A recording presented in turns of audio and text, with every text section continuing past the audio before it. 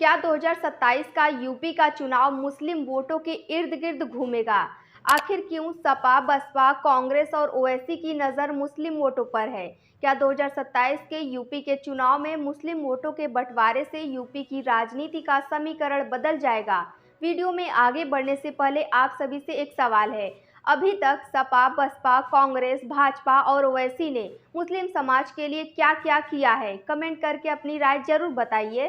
चलिए वीडियो में आगे बढ़ते हैं। यूपी की राजनीति में मुस्लिम समाज एक मुख्य केंद्र बिंदु है, चाहे वो सत्ता पक्ष हो या फिर विपक्ष हो। और अभी हाल ही में मुस्लिम राजनीति को लेकर बयानबाजी काफी तेज हुई है और अब यूपी में भाईजान की भी एंट्री हो चुकी है। भाईजान मतलब असदुद्दीन ओवैसी। असदुद्दीन ओवैसी ने कहा है कि मुस्लिम समाज अब दरी नहीं बिछाएगा।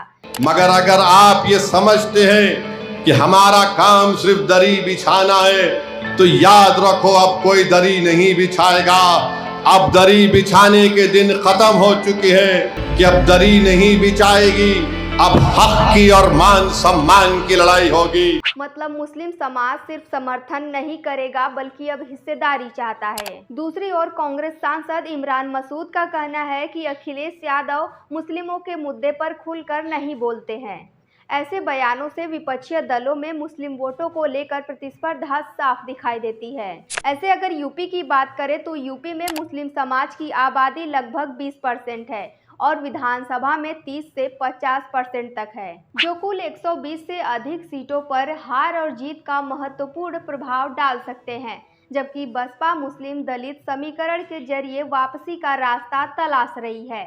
जबकि ओवैसी मुस्लिम नेतृत्व की बात करके राजनीति में अपनी जगह बनाने का प्रयास कर रहे हैं। अगर यूपी की मौजूदा स्थिति की बात करें तो यूपी में इस समय कुल 34 मुस्लिम विधायक हैं, जिसमें ज़्यादातर सपा के हैं। एक ओम प्रकाश राजभर और एक जयंत चौधरी की पार्टी से हैं। अगर लोकसभा की बात करें तो यूपी में 5 मुस्लिम सांसद हैं, जिसमें से 4 सपा के हैं।